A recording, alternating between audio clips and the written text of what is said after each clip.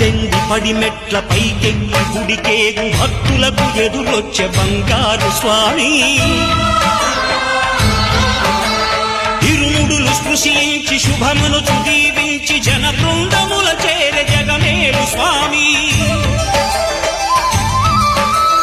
తన భక్తులను విల్చు తప్పులకు తడబడి ఒక పక్క ఒరిగెన ఓంకారమూర్తి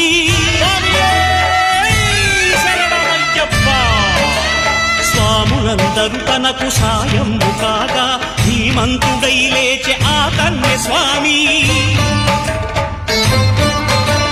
పట్టబంధము వీడి భక్తతతికై